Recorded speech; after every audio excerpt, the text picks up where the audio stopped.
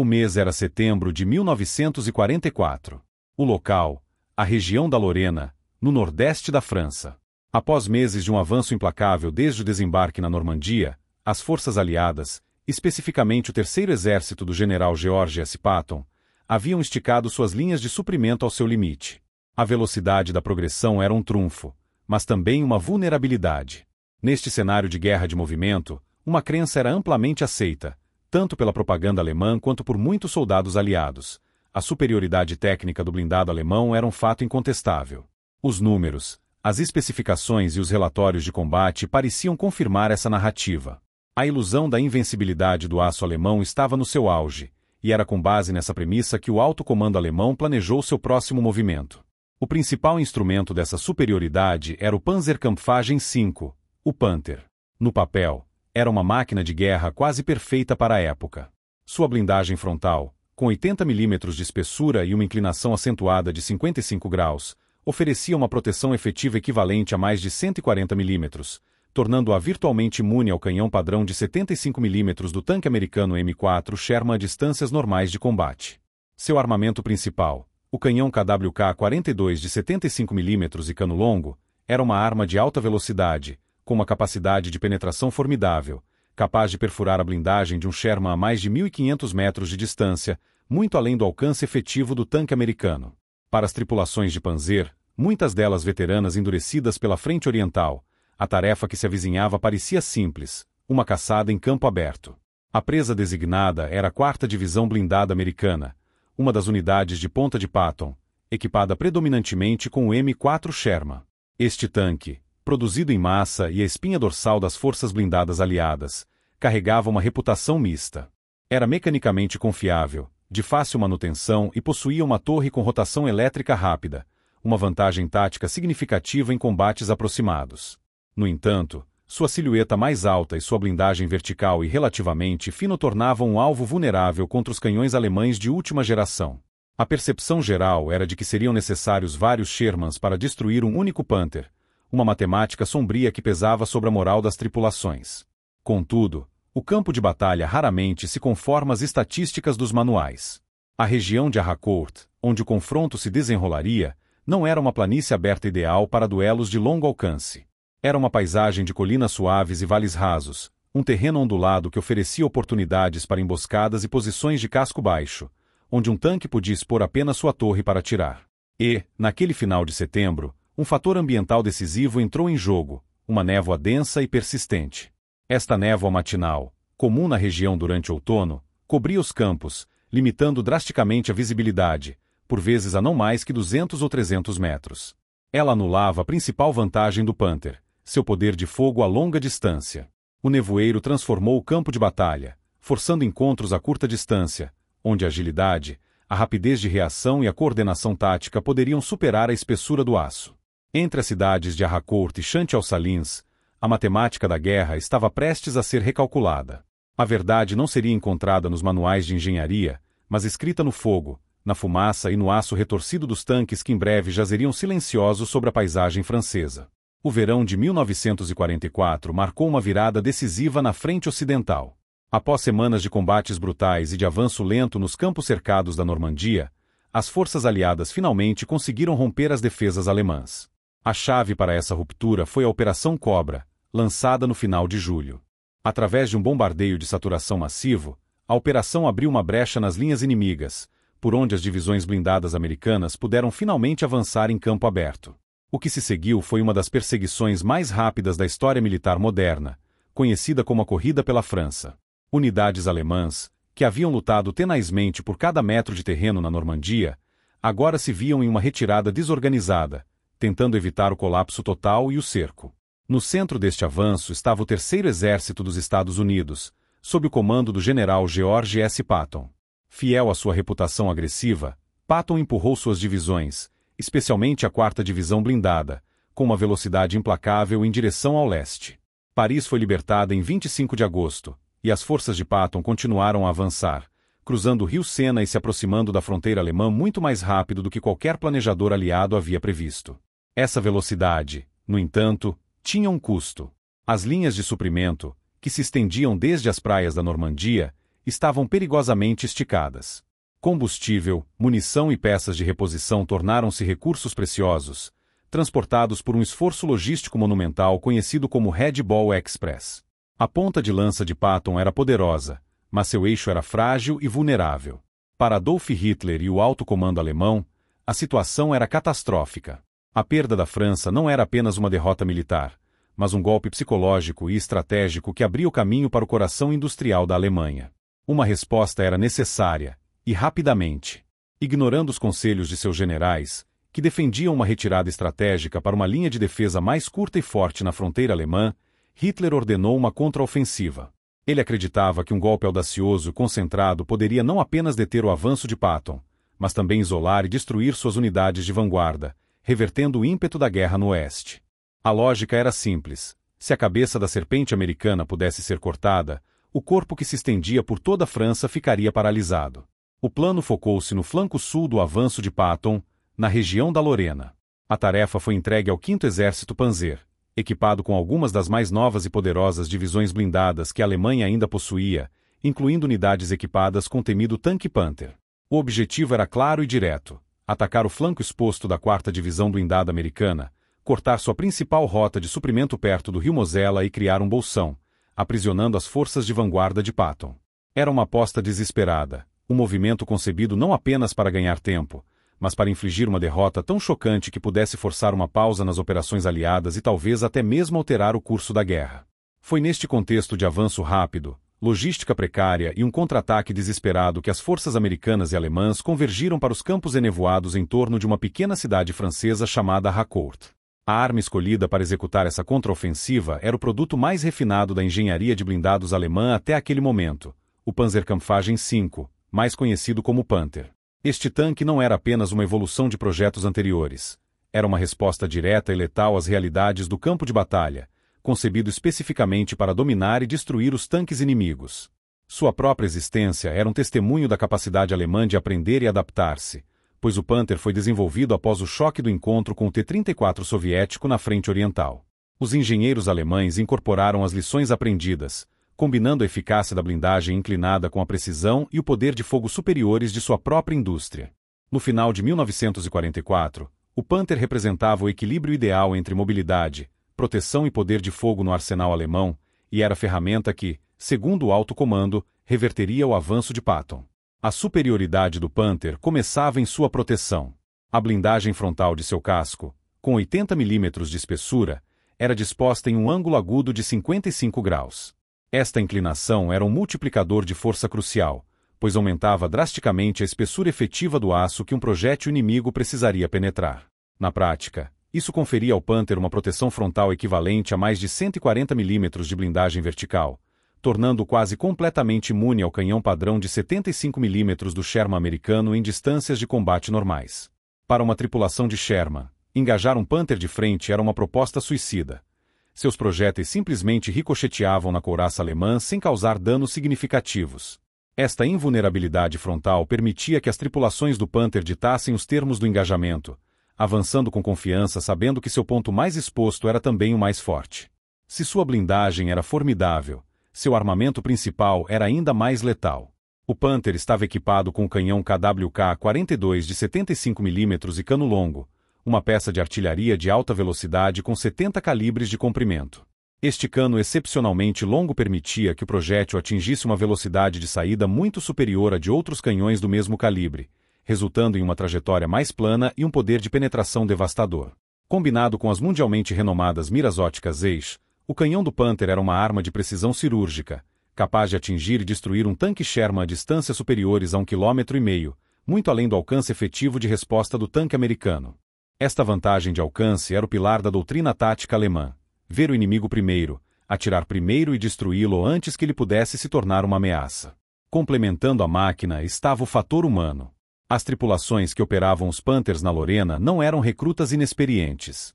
Muitas eram veteranas endurecidas pelos combates brutais da frente oriental, onde os duelos de tanques ocorriam em estepes abertas e a longas distâncias. Eles estavam acostumados a operar seus veículos nos limites de seu desempenho, utilizando a superioridade de alcance e ótica para eliminar os tanques soviéticos em grande número. Essa experiência gerou uma mentalidade de caçador e uma confiança profunda em seu equipamento. Para estes homens, a perspectiva de enfrentar os Shermans americanos, considerados inferiores, em um terreno que eles acreditavam que poderiam dominar, não era uma batalha, mas uma caçada. Eles eram os predadores, equipados com as garras mais afiadas e a couraça mais resistente. Os americanos, em seus tanques mais leves e com menor poder de fogo, eram, em sua visão, a presa inevitável. Do outro lado do campo de batalha estava o M4 Sherman. Em contraste direto com o predador alemão, o Sherman era a espinha dorsal das forças blindadas aliadas, um produto da imensa capacidade industrial americana. Contudo, no outono de 1944, ele carregava uma reputação sombria e, em muitos aspectos, injusta. Para as tripulações que operavam, ele era frequentemente visto como a presa designada em qualquer duelo contra os tanques mais pesados da Alemanha.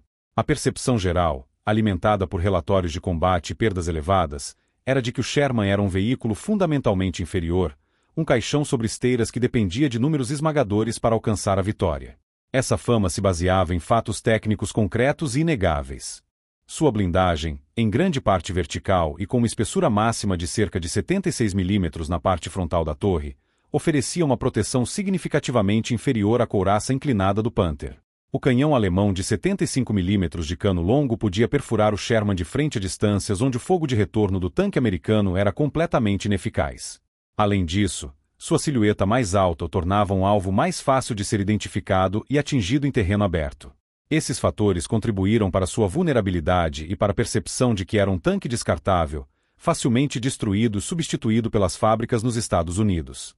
No entanto, julgar o M4 Sherman apenas por sua blindagem e armamento é ignorar as qualidades que o tornaram uma arma de guerra eficaz e, em mãos certas, letal. O Sherman possuía trunfos táticos que não apareciam nas tabelas de especificações. O primeiro e talvez mais subestimado era sua extraordinária confiabilidade mecânica. Derivado da robusta indústria automobilística americana, o Sherman era um tanque projetado para funcionar, para ser consertado rapidamente no campo e para se manter em movimento. Em contraste, o Panther era uma máquina complexa e superprojetada, propensa a falhas mecânicas, especialmente em sua transmissão e suspensão. Um Panther parado por uma avaria era tão inútil quanto um destruído em combate, e em uma campanha de movimento rápido como a corrida pela França, a disponibilidade operacional era um multiplicador de força decisivo. Um Sherman podia não vencer um duelo de longo alcance, mas ele certamente chegaria à batalha. Seu segundo trunfo era a velocidade de rotação de sua torre. Acionada por um sistema elétrico rápido e responsivo, a torre do Sherman podia girar 360 graus em aproximadamente 15 segundos. A torre do Panther, com seu sistema hidráulico mais lento, levava consideravelmente mais tempo. Em um encontro súbito e a curta distância, como os que a névoa da Lorena estava prestes a impor, essa velocidade de reação podia significar a diferença entre disparar o primeiro tiro ou receber o último. Um comandante de Sherman podia adquirir um alvo e colocar seu canhão sobre ele muito mais rápido que seu adversário alemão. Mas o trunfo mais decisivo do Sherman não era feito de aço ou engrenagens. Residia dentro do compartimento de combate, suas tripulações. As doutrinas de treinamento americanas enfatizavam a flexibilidade, a iniciativa e a coordenação em pequenas unidades. As tripulações eram ensinadas a pensar taticamente, a usar o terreno a seu favor e a operar não como 5 tanques individuais, mas como um pelotão coeso e comunicativo. Elas entendiam as limitações de seu equipamento e foram treinadas para compensá-las com tática e trabalho em equipe. Sabiam que não podiam enfrentar um Panther de frente, então aprenderam a manobrar, a flanquear e a criar emboscadas. O Sherman não era uma arma para duelos de honra. Era uma ferramenta para uma equipe de homens que foram treinados para pensar, não apenas para atirar. Essa combinação de confiabilidade mecânica, agilidade tática e, acima de tudo, a adaptabilidade de suas tripulações, transformaria a suposta presa em um caçador surpreendentemente eficiente nos campos enevoados de Harcourt. O multiplicador de força mais decisivo da 4ª Divisão Blindada em Harcourt não era feito de aço, mas de ondas de rádio.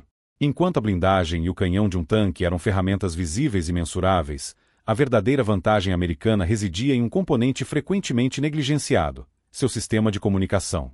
Esta superioridade não era apenas tecnológica, mas doutrinária. Era uma arma invisível que permitia a uma unidade de tanques Sherman, tecnicamente inferiores, operar com uma eficiência coletiva que seus oponentes alemães simplesmente não conseguiam igualar. A batalha na névoa da Lorena seria decidida tanto pela clareza das transmissões quanto pelo impacto dos projéteis. No coração desta vantagem estava o rádio SCR-508, um equipamento padrão em quase todos os tanques Sherman. Operando em frequência modulada, ou FM, ele oferecia uma comunicação de voz notavelmente clara e livre de estática, um avanço significativo sobre os sistemas de rádio mais antigos, que eram mais suscetíveis a interferências. Mais importante do que a qualidade do sinal, no entanto, era sua ubiquidade. Cada tanque dentro de um pelotão americano estava equipado com um rádio capaz de transmitir e receber na mesma rede. Isso significava que o comandante do pelotão podia falar instantaneamente com todos os seus 4 outros tanques simultaneamente.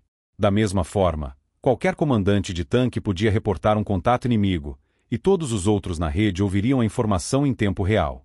Esta comunicação horizontal e imediata transformou o pelotão de 5 veículos individuais em um único organismo de combate, um sistema nervoso coeso que podia pensar, reagir e atacar como uma entidade única e coordenada.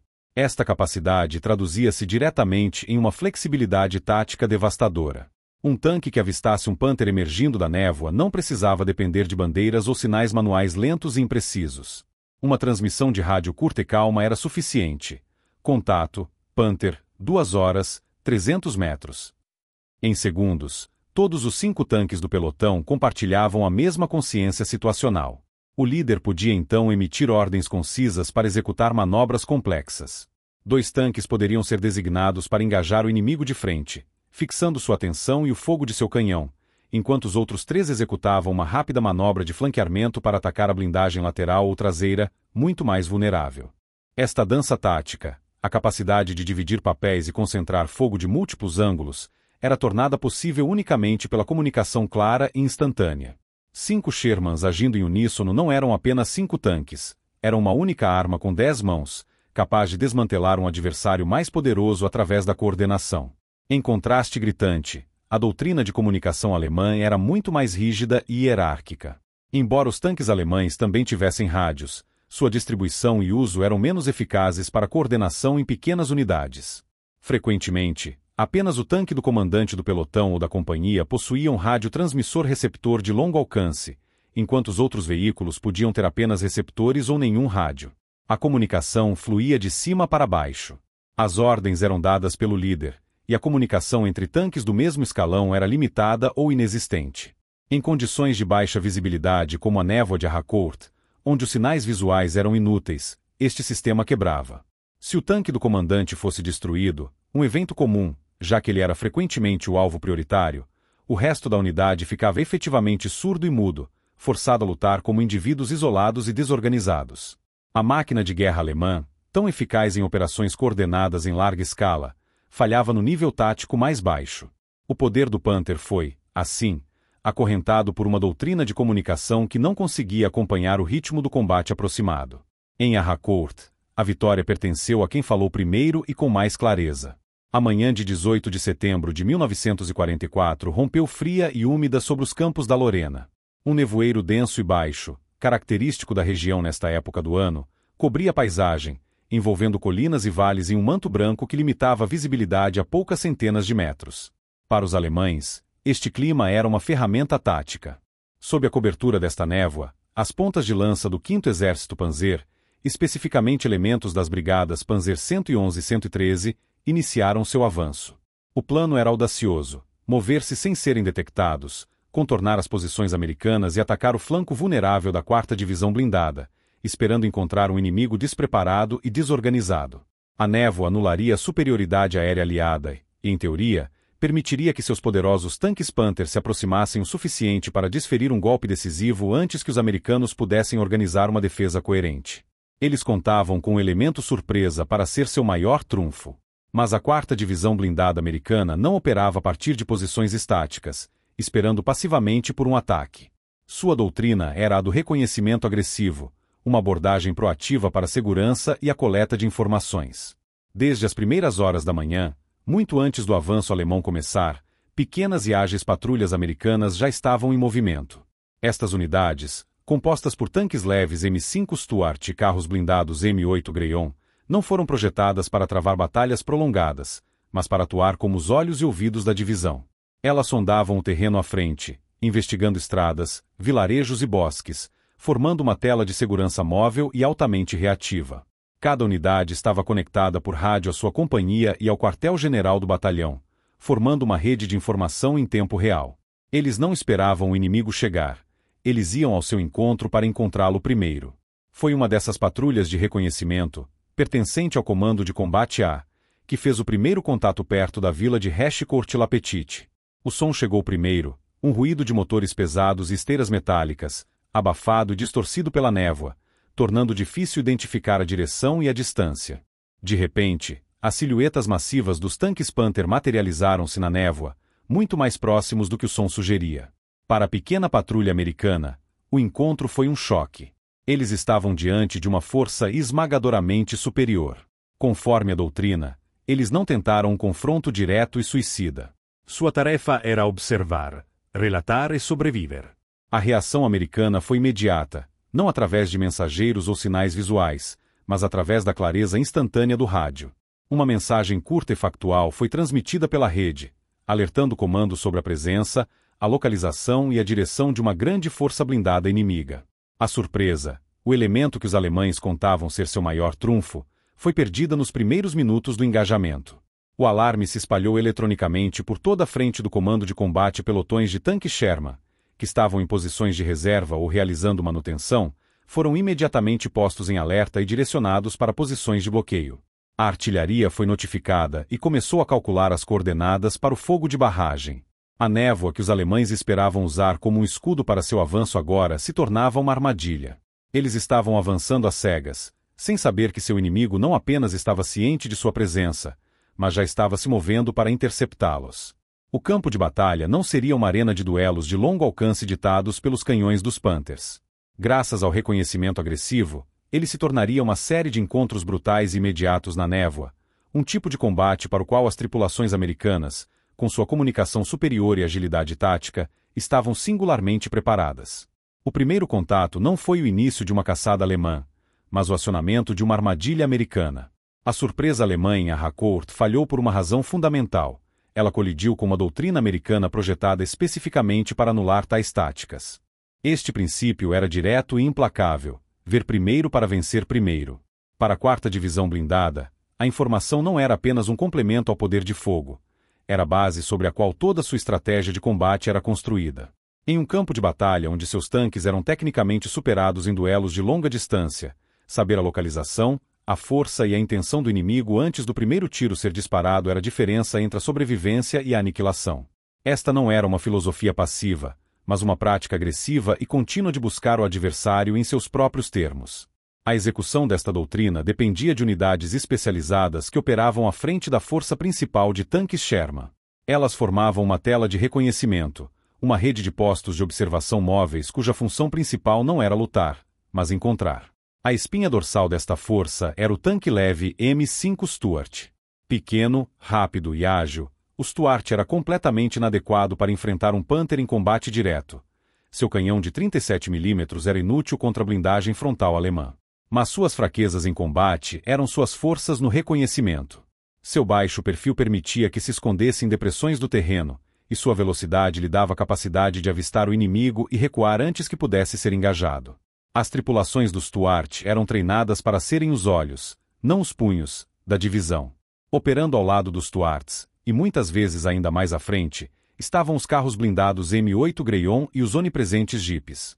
Essas unidades, com blindagem leve ou inexistente, eram ainda mais vulneráveis, o que forçava suas tripulações a um estado de alerta máximo. Eles se moviam rapidamente pelas estradas secundárias e trilhas, sondando a névoa, investigando vilarejos e observando os principais eixos de avanço do inimigo a partir de posições ocultas. Cada uma dessas patrulhas era um nó em uma vasta rede de informações, conectada por rádio ao seu comando superior. O estalo de uma transmissão de rádio de um jipe solitário podia alterar o posicionamento de um batalhão inteiro de tanques Sherman a quilômetros de distância. O processo era um sistema integrado. Uma patrulha de reconhecimento identificava uma coluna de tanques alemães. A informação transmitida não era vaga, era precisa: número aproximado de veículos, tipo, localização em coordenadas de mapa e direção do movimento. Essa informação subia instantaneamente pela cadeia de comando. Em minutos, Os comandantes de tanques Sherman recebiam ordens para se moverem para posições de bloqueio ou emboscada, utilizando terreno ondulado para se esconder. Simultaneamente, as baterias de artilharia recebiam as mesmas coordenadas e podiam começar a disparar salvas de interdição, não necessariamente para destruir os tanques, mas para desorganizá-los, forçá-los a se dispersar e quebrar o ímpeto de seu ataque. Em Harcourt, esta doutrina inverteu completamente a situação. Os alemães, avançando às cegas na névoa, acreditavam estar se movendo com furtividade. Na realidade, eles estavam se movendo dentro de uma teia de sensores americanos. Cada movimento seu era observado, relatado e antecipado. Enquanto as tripulações dos Panthers perscrutavam a névoa em busca de alvos, os americanos já sabiam de onde eles viriam. A batalha não era sobre a capacidade de um canhão de 75 mm de longo alcance, mas sobre a capacidade de um rádio de transmitir uma coordenada precisa. Vencer, para os americanos, não começava com o som de um canhão, mas com o som de uma voz calma relatando um contato no nevoeiro. A informação transformou o campo de batalha de uma arena de caça alemã em um campo de tiro preparado pelos americanos. A cena de combate em Harcourt raramente começava com a visão do inimigo. Começava com um som. O interior de um tanque M4 Sherman era um ambiente funcional e restrito, preenchido pelo ruído constante do motor e pelo cheiro de óleo e aço.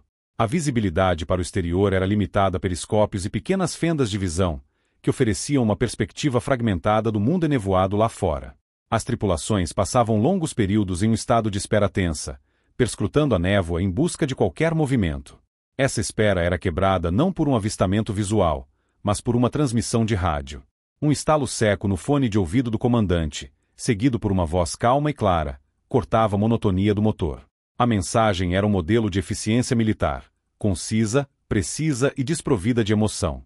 Contato, 2 Panthers, flanco direito, elevação 20, distância aproximada de 400 metros. Esta breve transmissão acionava uma sequência de ações treinadas até a exaustão, um balé mecânico e humano executado em segundos. O comandante do tanque, que receberá a informação, não agia por impulso. Seu primeiro passo era verificar o contato. Girando seu periscópio na direção indicada, ele varria a névoa até que a silhueta ameaçadora de um tanque Panther se materializasse na ótica. A identificação era positiva. A ameaça era real. Só então ele transmitia a ordem ao seu artilheiro, usando o intercomunicador interno do tanque. A ordem era igualmente simples: artilheiro, alvo, tanque, 2 em ponto.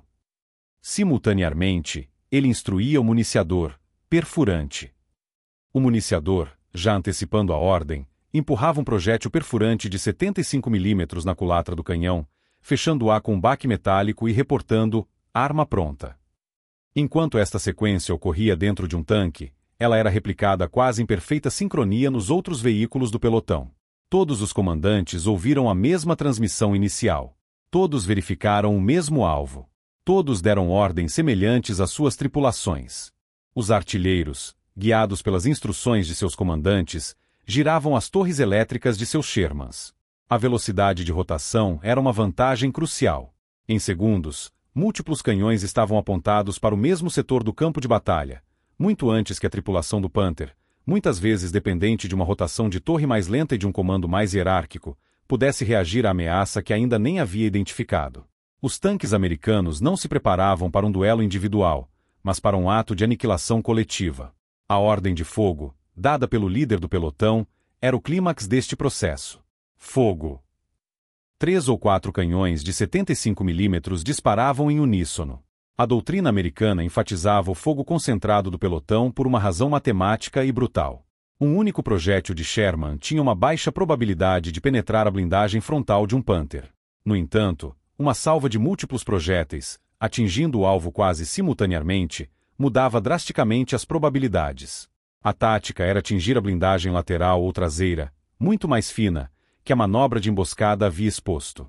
Mesmo que alguns projéteis atingissem a blindagem mais forte, a probabilidade de um ou mais encontrarem um ponto fraco aumentava exponencialmente. O resultado era frequentemente decisivo e imediato. Projéteis de 75 mm atingiam o alvo. A blindagem lateral, com apenas 40 a 50 mm de espessura, não resistia à energia cinética dos impactos.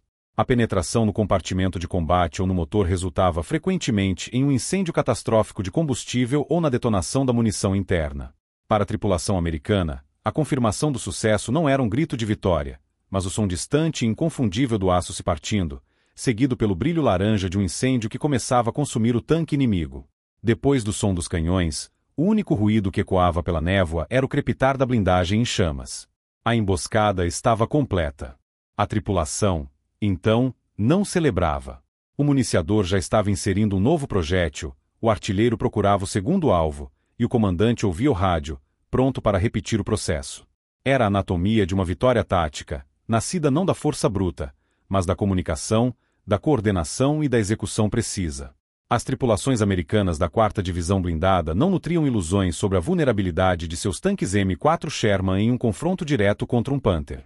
A doutrina e o treinamento, portanto, não se concentravam em como vencer um duelo de força bruta, mas em como evitar que esse duelo acontecesse nos termos do inimigo.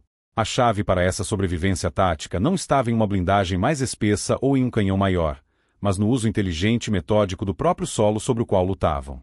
O campo de batalha de Harcourt não era a estepe russa ou os desertos do norte da África, ambientes que favoreciam o combate de longo alcance. A paisagem da Lorena, com suas colinas suaves, vales rasos e depressões naturais, oferecia inúmeras oportunidades para quem soubesse lê-la e utilizá-la como um aliado.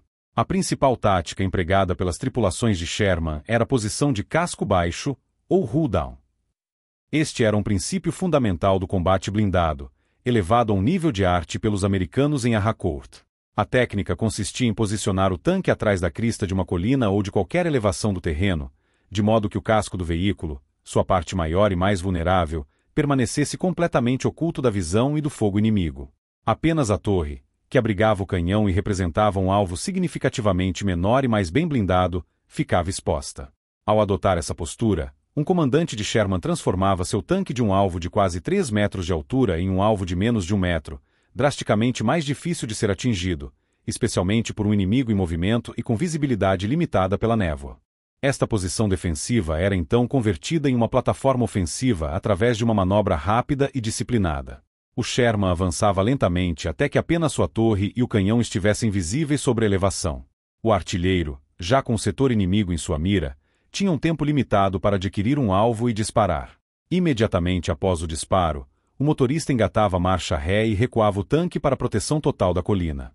Todo o processo durava apenas alguns segundos. Para a tripulação do Panther, o efeito era desconcertante. Um alvo aparecia subitamente, disparava e desaparecia antes que sua torre, de rotação mais lenta, pudesse ser totalmente alinhada para um tiro de resposta preciso. Esta tática não visava necessariamente a destruição imediata do inimigo com um único disparo. Seu propósito era multifacetado. Primeiramente, servia para sediar e desorganizar as formações alemãs, forçando-as a diminuir a velocidade e a procurar a origem de um inimigo que mal conseguiam ver. Em segundo lugar, agia como uma isca, atraindo fogo do Panther para uma posição específica e revelando sua localização para outros Shermans do pelotão, que poderiam estar em posições de flanqueamento. Por fim, permitia que os Shermans engajassem o inimigo a distâncias muito curtas, onde a velocidade de reação e a agilidade da torre superavam a vantagem alemã de alcance e penetração. As tripulações americanas não buscavam um único golpe de nocaute. Elas executavam uma série de golpes rápidos e calculados, desgastando a coesão e a confiança do inimigo. Em Harcourt, o solo da Lorena foi transformado em uma arma. Cada colina tornou-se um escudo, cada vale um corredor para emboscadas. Os americanos não enfrentaram os Panthers em campo aberto porque escolheram não o fazer. Eles ditaram o local do duelo, e o terreno que escolheram como seu aliado foi um fator decisivo para inverter a matemática da batalha. Enfrentar um Panther de frente era uma sentença de morte para uma tripulação de Sherman, um fato tático que todos os comandantes americanos compreendiam perfeitamente. A blindagem frontal do tanque alemão, com seus 80 mm de aço dispostos em um ângulo agudo, era impenetrável para o canhão de 75 mm do Sherman na maioria das distâncias de combate. Atirar contra a frente de um Panther era um desperdício de munição e um convite a um tiro de retorno devastador. Em contraste, a blindagem lateral e traseira do Panther era significativamente mais fina, com apenas 40-50 mm de espessura e muito menos inclinada. Este era o seu ponto fraco, a sua vulnerabilidade calculada. A solução americana para este problema técnico não foi a força, mas a geometria e a velocidade. A resposta foi uma manobra coordenada, praticada até se tornar um reflexo, uma coreografia letal que ficou conhecida como a tática de flanqueamento. Esta tática não era um ato de improviso, mas um procedimento operacional padrão, executado com precisão e disciplina. A operação começava com a divisão de papéis dentro do pelotão de 5 Shermans, uma divisão tornada possível pela comunicação clara e instantânea via rádio. Primeiro, 1 ou 2 tanques, frequentemente os mais bem posicionados em posições de casco baixo, atuavam como elemento de fixação. A sua tarefa era engajar o Panther de frente, atraindo e mantendo a sua atenção. Eles disparavam contra o alvo, mesmo sabendo que seus projéteis provavelmente ricocheteariam. O objetivo não era destruir, mas distrair. Cada disparo, cada clarão na névoa, forçava a tripulação alemã a se concentrar naquela ameaça imediata, travando sua torre e seu poderoso canhão naquela direção. O Panther, agora focado em um duelo que acreditava estar vencendo, tornava-se um alvo estático e previsível. Enquanto a atenção da tripulação alemã estava completamente ocupada pelo elemento de fixação, o restante do pelotão, geralmente 3 Shermans, iniciava o movimento de flanqueamento. Usando sua maior mobilidade e velocidade, e aproveitando o terreno ondulado e a cobertura da névoa, estes tanques executavam um arco rápido e amplo para se posicionar no flanco ou na retaguarda do Panther. Esta manobra era o coração da tática, um movimento rápido e silencioso para alcançar a zona de morte onde a fina blindagem lateral do inimigo estaria exposta. Tudo isso era orquestrado pelo comandante do pelotão, que usava o rádio para dirigir cada movimento, garantindo que o ataque fosse sincronizado e avassalador. Para a tripulação do Panther, a experiência era desorientadora e súbita. Concentrados no alvo à sua frente, eles eram completamente alheios à ameaça que se aproximava de seu lado. O primeiro sinal de que algo estava errado era o impacto violento de um projétil perfurante em sua blindagem lateral.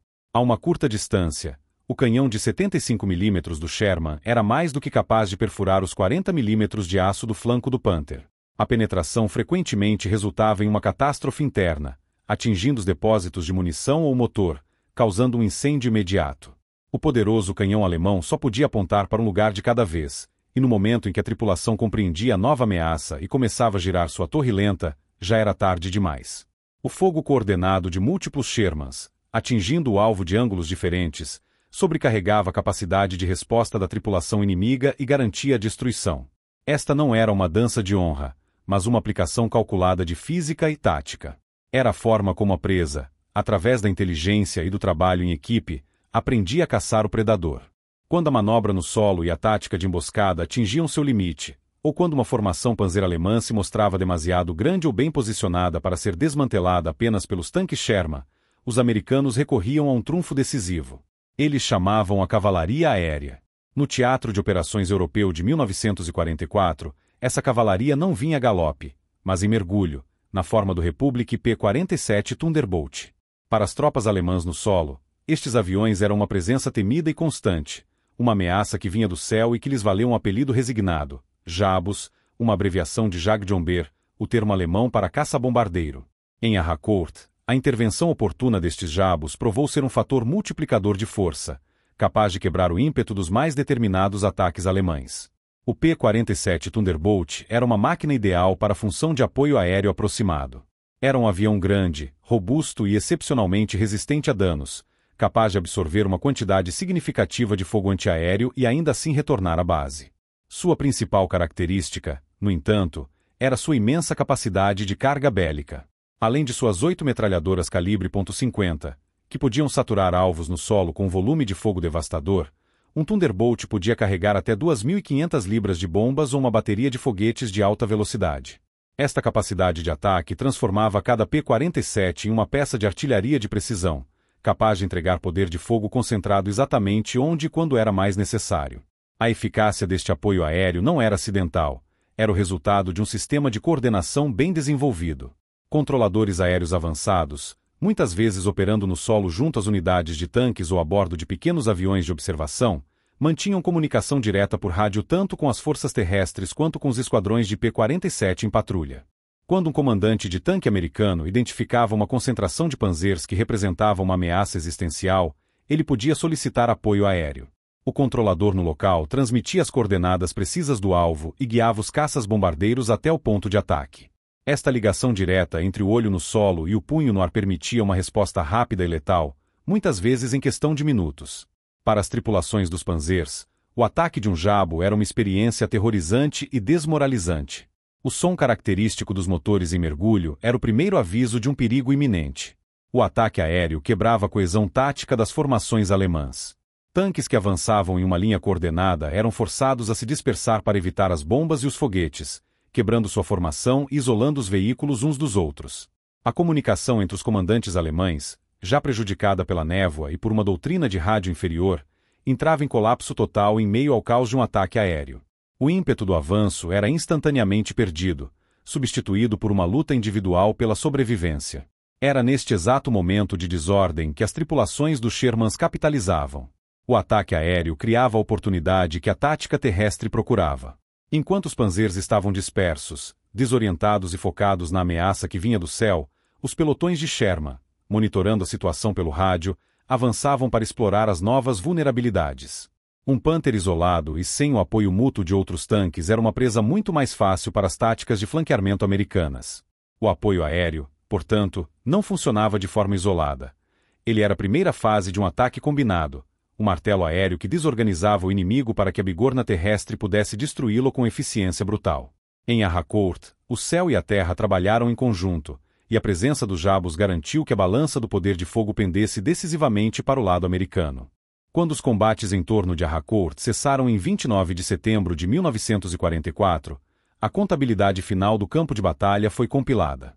Os resultados não foram apenas decisivos, eles foram chocantes, desafiando todas as expectativas sobre a superioridade do material alemão. Os números, quando analisados objetivamente, contam a história de uma derrota unilateral, uma inversão completa dos papéis de predador e presa que se esperava no início do confronto. As perdas alemãs foram catastróficas para as unidades envolvidas. Fontes consolidadas indicam a destruição ou abandono de mais de 86 tanques e outros veículos blindados de combate pertencentes ao 5º Exército Panzer. Deste total, um número significativo era composto pelos temidos Panthers, a ponta de lança da ofensiva, além de tanques Panzer IV e diversos caça-tanques. Para o alto comando alemão, isso representava não apenas uma falha tática, mas uma perda material irrecuperável. Cada Panther perdido era uma arma de alta tecnologia e de produção cara que seria difícil de substituir nesta fase da guerra. Além dos veículos, as perdas em tripulações experientes foram igualmente severas, minando ainda mais a capacidade de combate das divisões Panzer na frente ocidental. Em contrapartida, as perdas da 4ª Divisão Blindada Americana foram notavelmente menores. Ao longo dos 11 dias de combate intenso e contínuo, a unidade registrou a perda de aproximadamente 25 tanques M4 Sherman. Um ponto crucial, no entanto, é que, como os americanos mantiveram o controle do campo de batalha após os combates, muitas dessas perdas não foram permanentes. Veículos que foram apenas danificados ou imobilizados puderam ser recuperados pelas equipes de manutenção, reparados nos postos de retaguarda e, em muitos casos, devolvidos ao combate em questão de dias. Esta capacidade de recuperação e reparo era um luxo logístico que os alemães, forçados a recuar, não possuíam. Cada tanque alemão abandonado era uma perda definitiva. A matemática do confronto era, portanto, clara e inegável. A proporção de perdas de tanques era superior a 3 para 1 a favor dos americanos. O mito popular, prevalente em ambos os lados, de que seriam necessários 5 Shermans para destruir um único Panther foi categoricamente desmentido na prática. Em Harcourt, a realidade foi o oposto. A natureza desses confrontos é ilustrada por engajamentos específicos que se tornaram emblemáticos da batalha. Em um choque notável ocorrido em 19 de setembro, um único pelotão de 5 Shermans do comando de combate emboscou uma coluna alemã que avançava na névoa perto de Chanty-aux-Salins. Utilizando táticas de flanqueamento e fogo concentrado, esta pequena unidade conseguiu destruir ou colocar fora de combate mais de uma dúzia de tanques e veículos blindados inimigos sem sofrer perdas próprias. Este encontro não foi uma anomalia, mas o microcosmo da batalha como um todo. Pequenas unidades americanas, bem coordenadas e usando o terreno a seu favor, desmantelando sistematicamente forças alemãs maiores, mas desorganizadas e avançando às cegas. Os números, portanto, não refletem a superioridade de uma máquina sobre a outra, mas a superioridade de uma doutrina de combate. A vitória em Harcourt foi forjada pela consciência situacional proporcionada pelo reconhecimento agressivo, pela flexibilidade tática permitida pela comunicação via rádio clara e universal, e pela execução disciplinada de manobras de emboscada. Os americanos não lutaram a batalha que os alemães queriam, de duelos a longa distância em campo aberto. Eles forçaram o combate para um cenário de encontros a curta distância, onde a agilidade e a coordenação superaram a blindagem e o poder de fogo bruto. No final, a contabilidade chocante de Harcourt provou uma verdade fundamental da guerra: as especificações técnicas de um veículo são apenas uma parte da equação. No campo de batalha real, a forma como uma força luta é, muitas vezes, mais importante do que as armas com que luta. Os números no papel foram completamente invertidos pela realidade do combate. A superioridade técnica do tanque Panther no campo de batalha de 1944 é um fato histórico bem documentado. Sua blindagem e seu canhão eram, no papel, decisivamente melhores que os do Sherman americano. A questão fundamental que emerge da batalha de Harcourt, portanto, não é sobre a qualidade das máquinas, mas sobre a eficácia de seu emprego.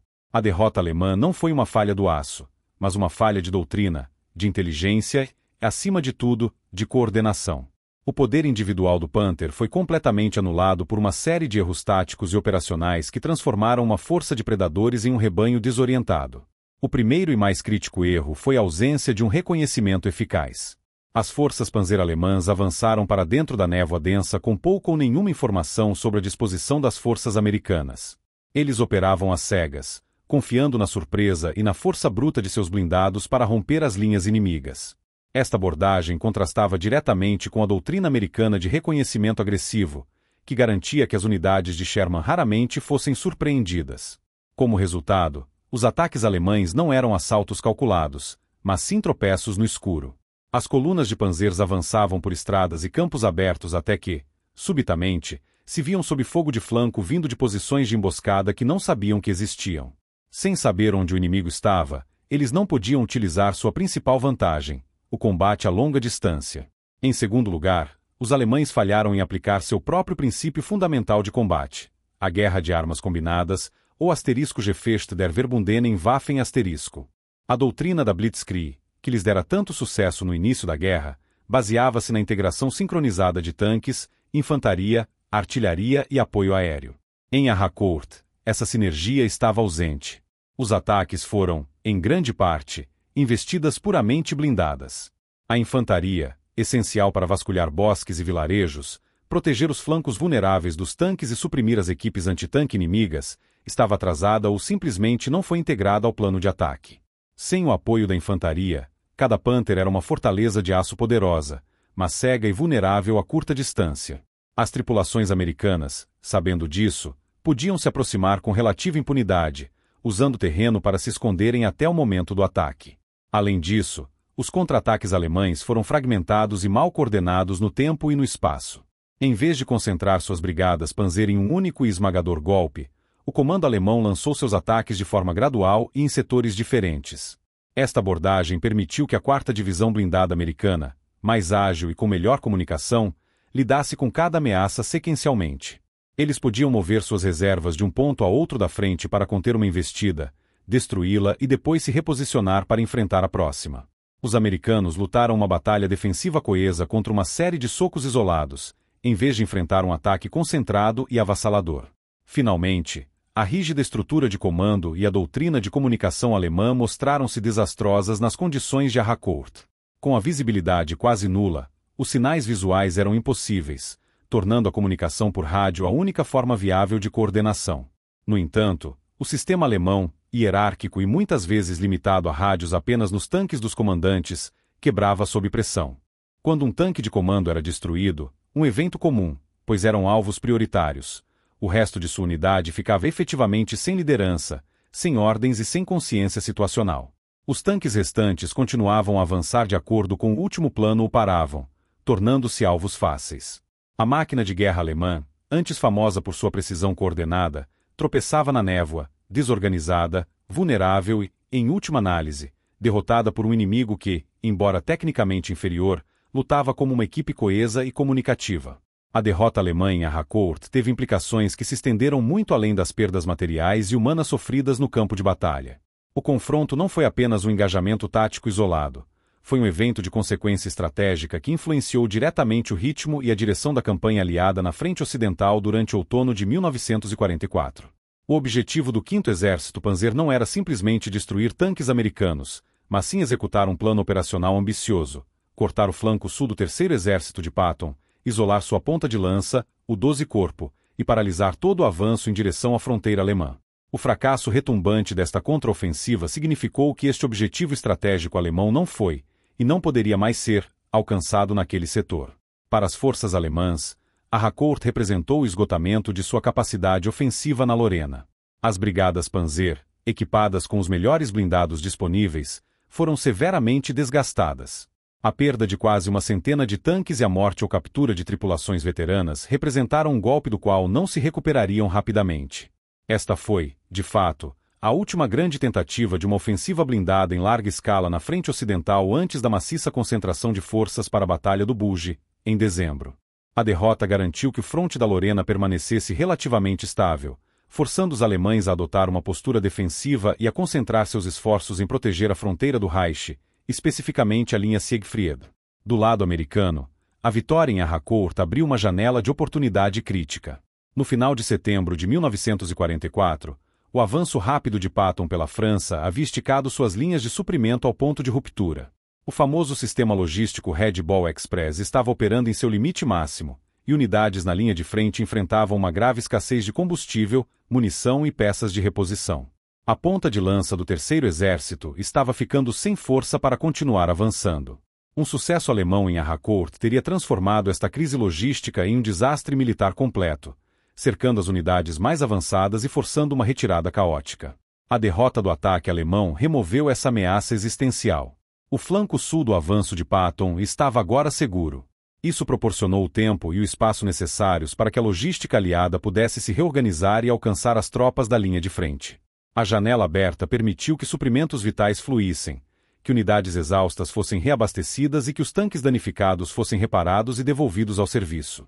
Em essência, a vitória defensiva em Harcourt permitiu que o Terceiro Exército consolidasse seus ganhos e recuperasse o fôlego para a próxima fase da campanha, o assalto às formidáveis defesas da cidade fortificada de Metz e a travessia do rio Mosela. Sem a ameaça de um contra-ataque blindado em seu flanco, Patton pôde concentrar suas forças na difícil e sangrenta tarefa de romper as defesas alemãs que guardavam o caminho para o coração industrial da Alemanha. O avanço em direção ao rio Mosela e, subsequentemente, a fronteira alemã, pôde continuar, embora um ritmo mais lento e metódico devido à crescente resistência inimiga e ao início do mau tempo de outono. A Batalha de Harcourt, portanto, não apenas salvou a 4ª Divisão blindada de um potencial desastre, mas preservou o ímpeto estratégico de todo o Terceiro Exército, garantindo que a pressão sobre o Reich alemão continuasse implacável, preparando o cenário para as duras batalhas do final de 1944. A Batalha de Harcourt, travada nos campos enevoados da Lorena, não foi decidida pela espessura da blindagem ou pelo calibre do canhão. Se a guerra fosse uma simples questão de especificações técnicas, o resultado teria sido uma vitória alemã rápida e decisiva. No entanto, o confronto provou ser uma lição fundamental e duradoura sobre a natureza do combate blindado moderno. Foi a vitória inequívoca de um sistema integrado sobre a força bruta individual. Foi o triunfo da melhor equipe, não necessariamente do melhor tanque. A lição final de Harcourt pode ser destilada em 3 verbos de ação que definiram o resultado: ver, falar e manobrar. O primeiro princípio, ver, foi a base sobre a qual toda a defesa americana foi construída. A 4ª Divisão blindada não esperou que o inimigo chegasse às suas posições. Em vez disso, ela praticou uma doutrina de reconhecimento agressivo, enviando patrulhas de tanques leves M5 Stuart e carros blindados M8 Greyhound para sondar a névoa. Estas unidades não procuravam combate, procuravam informação. Ao encontrar as colunas Panzer alemãs antes que elas pudessem se organizar para um ataque, os americanos roubaram do inimigo seu bem mais valioso: a surpresa. Cada avanço alemão não era um movimento furtivo, mas um evento observado e relatado em tempo real. Esta consciência situacional superior significava que, enquanto os alemães avançavam às cegas, os americanos já estavam se preparando para recebê-los, não em um confronto frontal, mas em emboscadas cuidadosamente planejadas. Eles venceram porque viram primeiro. Esta informação, uma vez obtida, teria sido inútil sem o segundo princípio: falar. A superioridade americana em comunicações de rádio era uma arma tão decisiva quanto qualquer canhão. Cada tanque Sherman estava equipado com rádio FM que permitia uma comunicação clara e instantânea entre todos os veículos de um pelotão. Isso transformou 5 tanques individuais em um único organismo de combate, capaz de reagir e coordenar suas ações em segundos. Um comandante de pelotão podia dirigir uma manobra complexa com ordens verbais concisas, designando alguns tanques para fixar a atenção do inimigo enquanto outros se moviam para o flanco. Em contraste, a doutrina de comunicação alemã, mais rígida e hierárquica, quebrava sob as condições de baixa visibilidade. Unidades Panzer, incapazes de se coordenar efetivamente, lutavam como indivíduos isolados. A capacidade de falar com clareza e rapidez permitiu que os pelotões americanos aplicassem uma força concentrada e inteligente, superando adversários individualmente mais poderosos. Eles venceram porque falaram melhor. Finalmente, a combinação de ver e falar permitiu a execução do terceiro e decisivo princípio: manobrar. Sabendo onde o inimigo estava e possuindo os meios para coordenar uma resposta, as tripulações de Sherman podiam usar a agilidade de seus tanques e o terreno a seu favor. Elas se recusaram a travar a batalha nos termos alemães. Em vez de duelos de longa distância em campo aberto, elas forçaram encontros a curta distância, em vales e atrás de colinas. Elas usaram posições de casco baixo para minimizar sua exposição e executaram manobras de flanqueamento disciplinadas para atacar a blindagem lateral e traseira, mais fina, dos panzers. Esta não era apenas uma questão da velocidade do tanque, mas da velocidade do pensamento tático, traduzido em movimento coordenado. A manobra era a expressão física da superioridade informacional e comunicacional. Eles venceram porque manobraram mais rápido e com mais inteligência. Quando a névoa finalmente se dissipou sobre a Harcourt, ela revelou um campo de batalha que contava uma história clara. As carcaças dos poderosos tanques alemães espalhadas pela paisagem não eram testemunho de um equipamento inferior, mas de uma doutrina falha.